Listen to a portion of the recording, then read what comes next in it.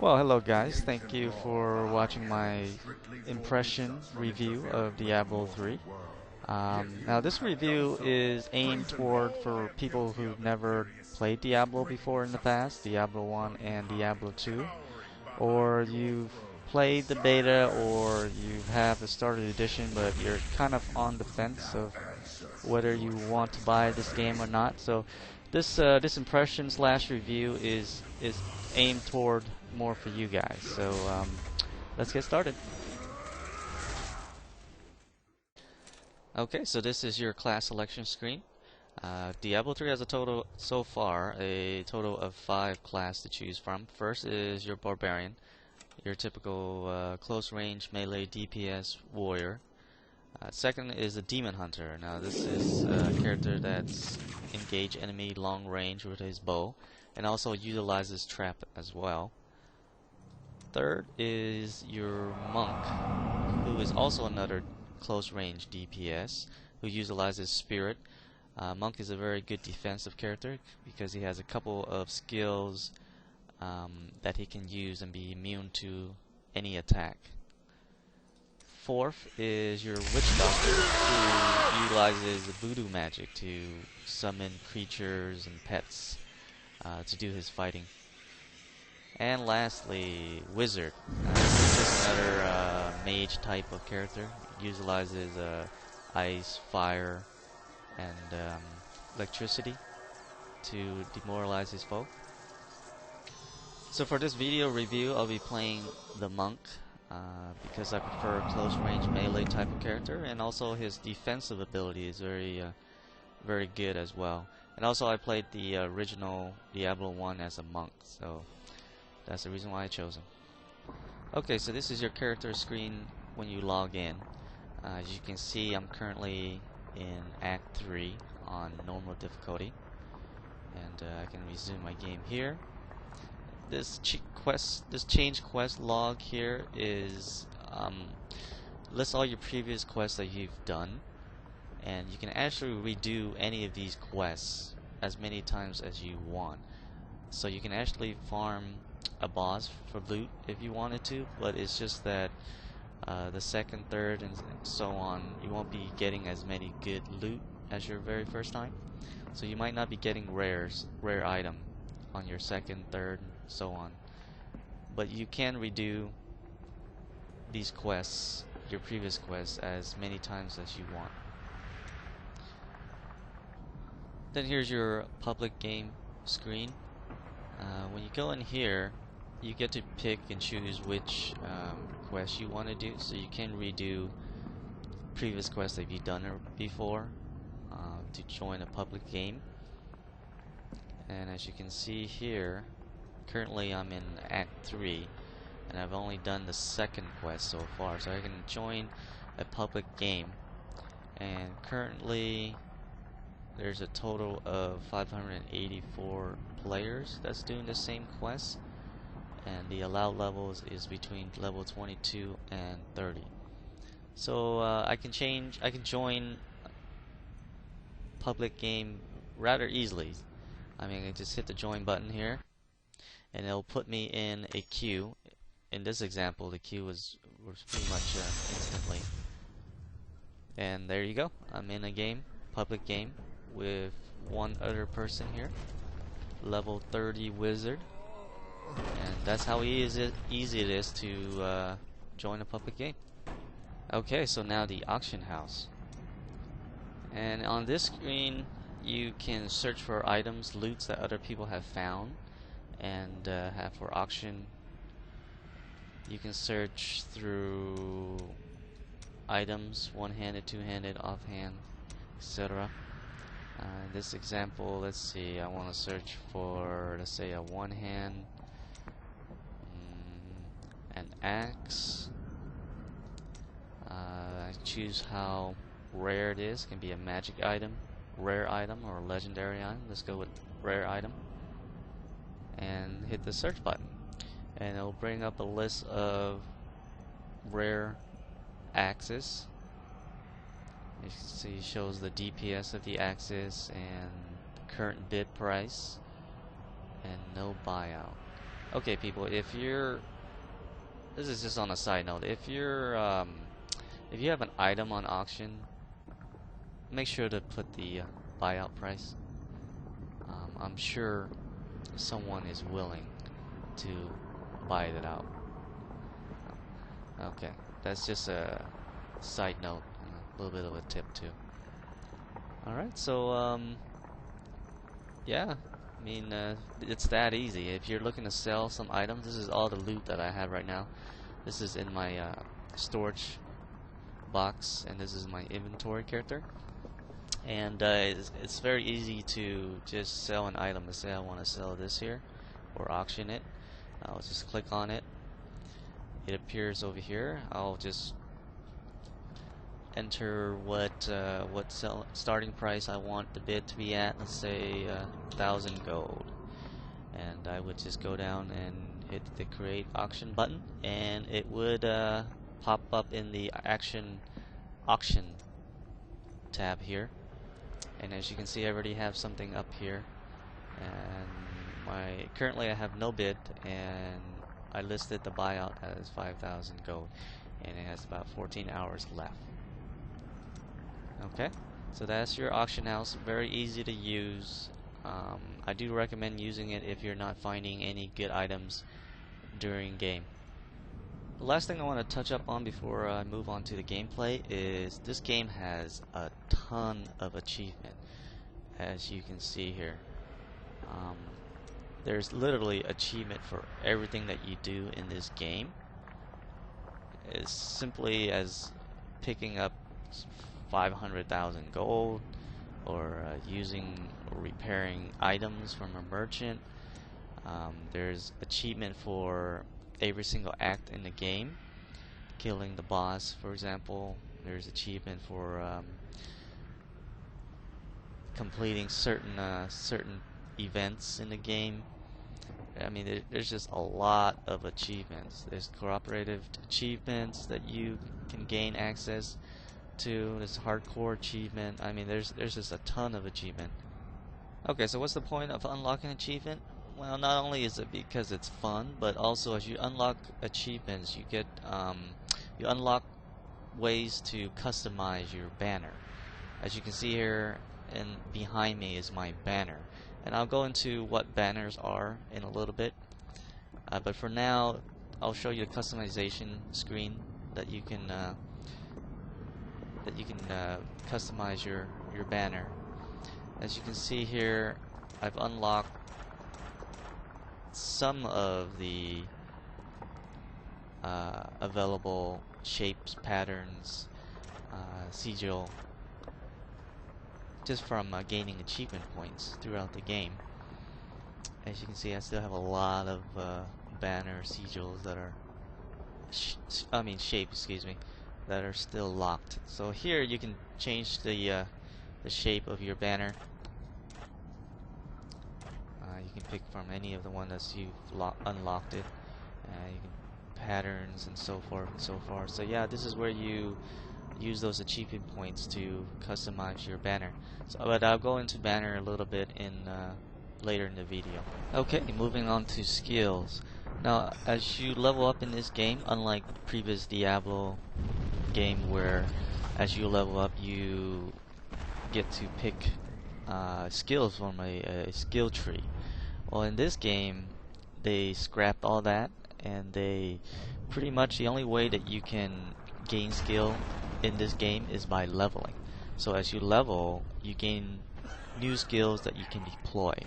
So the skill layout in Diablo 3 is pretty simple. You have your left mouse button that you can assign a primary attack to, and then you have your right mouse button that you can assign a secondary attack to, and then after that you have 4 hotkeys that you can assign different skills and techniques to. You can choose from the list of techniques,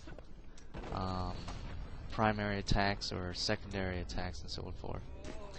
Now in Diablo 3, here I just brought up my inventory. You can see your attributes here. The only way to raise your attributes in Diablo 3 is by gearing up your character. Unlike in the previous Diablo where you could assign points when you level up, you don't have that option here. The only way to do it is to get better gears. And as you can see, for example, here I have a gem inserted into this helm that gives me 7% chance better to find magical item. And let's say if I wanted, for example, raise my vitality up, I could use a gem that gives me vitality. For example, here. Here's a ring that has a socket where I inserted a gem that gave me plus 14 vitality. So yeah, that's the only way that you can raise your attributes in this game, is by getting better gears. Okay, so last thing before moving on is every skill has a rune attached to it as you level up. Basically what runes are is it enhances your skills in different ways depending on which rune you choose. Say for example, let's go to my primary attack here, Fist of Thunder. As you level up, you unlock runes, and each rune has different attributes or different properties to them. Like for example, this rune I think you unlock at level 10 or so. Lets you teleport to an enemy when you attack instantly. So, and you unlock this maybe at level 15, for example. And if you choose this rune, it increases your chance to dodge more often. Okay, and then you get to unlock another rune at level 30, 42, 52, and so on. So every skill has a rune that you can attach to. You can pick and choose which one works best in a certain situation, and so forth. So during the course of the game, there are certain NPC that will join the fight with you. Here I have a Templar Scoundrel, which is basically a bow and arrow guy. And Enchantress, she's sort of kind of like a mage NPC character. They're like mercenaries. You can hire them to help you fight if you're playing solo. But if you're not soloing and you have a partner with, then they'll still be available, but they won't join your party unless your partner leaves, and then after that you can hire them back. Now for example, here I'm gonna hire Templar.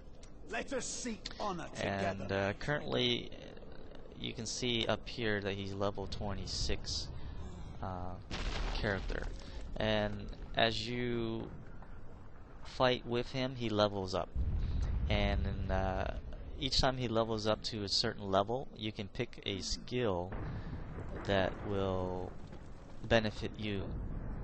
Like for example, you can pick his first skill at level 5 when he reaches level 5, that heals you and him when your levels are low, your hit points are low. And you can pick another one at level 10, 15, 20, and so forth. Also, you can actually gear up your mercenary as well as you pick up loots during your journey. Like here, you can see I equipped him with a pretty alright sword, magical sword, 27.3 DPS, and you can insert rings and things like that you find during your journey, shield and so forth.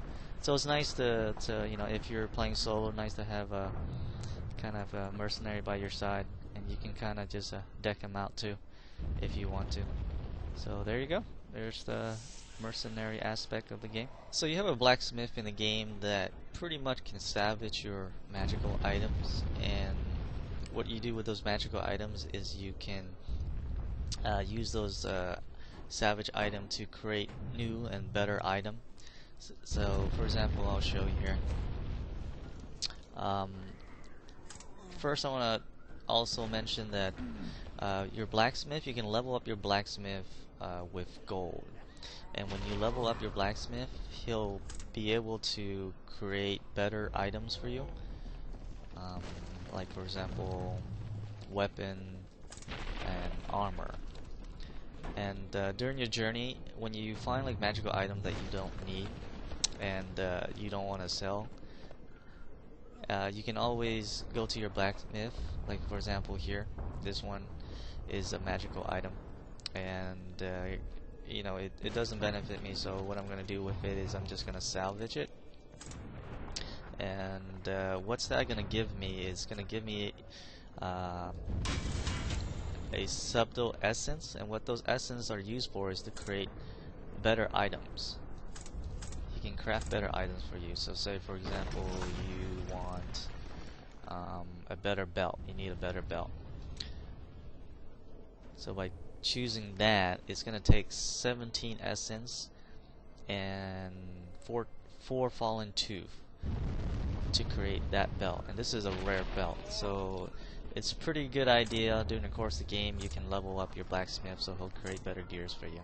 So yeah, it's a pretty good option. So just like your blacksmith, you also have a jeweler that you meet during the second act, and very similar to the blacksmith, he can pretty much combine shards of gems that you find throughout the game, and what you do with those gems is you just insert it into equipment that has a socket available. So for example, my chest plate here has a socket. I used a gem that he combined for me, and I inserted into my chest plate here, increasing my vitality by 14. And you can also level him up like the blacksmith, so he'll be able to create better gems for you. So yeah, that's another way to increase your attributes, is through the use of gems. Now Diablo, at the heart of it, is a pure hack and slash game. Your main objective is to kill as many mobs as you can and try to find epic loots. The story is very forgettable, but then you don't play Diablo games for the story, really. Part 3, I would say, in terms of story, is the weakest out of the 3. For me personally, Part 1 was the best, followed by Part 2. And in this one, the story is very, very forgettable. Half the time I didn't really knew what was going on, because a lot of the dialogue, the way that they present the story, sometimes is through dialogue when you're actually in battle. So most of the time you're not even really paying attention to most of the dialogue because it's happening during battle. So yeah, I think that was one of the drawbacks about the story I didn't like about this game. Now if you want to experience the story for yourself, I do recommend you play the first time around solo, so that way you'll be able to talk to NPCs and know what's going on with the story. Because a lot of the time if you play online with people, say, that you don't know, they'll just rush through the story. You're trying to read the dialogue and they're already fighting mobs. So yeah, if you're playing this game for the first time, I do recommend you play by yourself. Now playing solo is fun and all, but if you do have friends that you can play with, this game is twice or 3 times better than if you were just play by yourself, because the fights are extremely hectic later on, especially in Act 3 and Act 4. And a lot of the time it's so hectic that you don't even really see yourself in battle. You know you're just attacking, but you really don't see yourself in battle most of the time because it's so hectic. But it's a lot of fun. I do recommend, if you can find someone to play with, do that. Now here I'm playing with my a good friend of mine, and we were just rushing the dungeon as fast as we could because that's our play style. Your play style might be a little bit different. You might try to take it a little bit slow, but we felt that we were kind of invincible, pretty much, at this level. So we were just rushing the dungeon as fast as we could. And we've been playing Diablo a long time, so we're kind of used to the whole style of it. Now going back to the topic of banner, it's only beneficial if you have a partner to play with, because what banners allows your partner to do is warp instantly to your current location. Because the start of the game, your banner is automatically planted in town. So, say for example, your partner is in town selling some items while you're in dungeon um, killing mobs. Well, your partner can just instantly teleport you to your current location just by walking up to your banner. So that's really the whole purpose of having a banner. Alright, so lastly, in terms of replayability, the Diablo 3 has a total of 4 acts, excuse me. It can total playtime anywhere between, depending on how fast you play the game, could be anywhere between 15 to 20 hours of gameplay. Be more if you do all the side quests. But once you beat Diablo, you unlock higher difficulty. Now there's a total of 4 difficulty. First one is normal, then nightmare, then hell, and then finally infernal difficulty. And each time you progress through the difficulty, the monster hits harder, have more hit point. Your resistance to magic is less than 4 each and every time. So the whole point to Diablo 3 is to find those epic loots and tackle those difficulty. And you can finally say you've beaten Diablo 3 once you've beaten the game in Infernal difficulty. And also current max level is 60. Alright, I want to thank you for watching this impression slash review up to this point.